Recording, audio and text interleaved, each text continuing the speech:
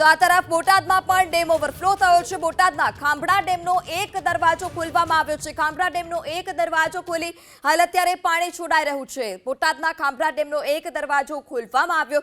ઉપરવાસમાં સારો વરસાદ અને સારા પાણીની આવકને લઈ ખાંભડા ડેમ ઓવરફ્લો ખાંભડા, બેલા, ટીમ્બલા ગામને એલર્ટ કરવામાં આવ્યા છે। ડેમ અને નદી આસપાસના જેટલા ગામો છે, કાંઠાના વિસ્તાર છે, તે તમામ ગામોને એલર્ટ કરવામાં આવ્યા।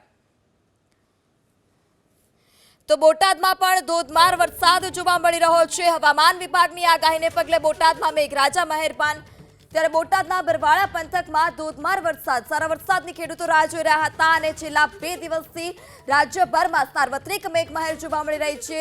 ભીમનાથ રેલવે ગરનાળું પણ વરસાદી પાણીમાં ગરકાવ જોવા મળ્યું। અંકેવાડિયા ગામનો રસ્તો પણ બંધ કરવાની ફરજ પડી। રેલવે અંડરબ્રિજ બંધ થતા લોકોને હાલાકી ભોગવવાનો વારો આવ્યો છે।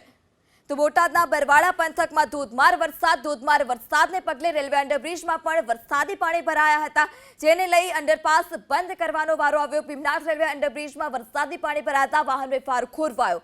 પરબડી, નભોઈ, અંકેવાડિયા ગામનો રસ્તો પણ બંધ કરવાની ફરજ પડી।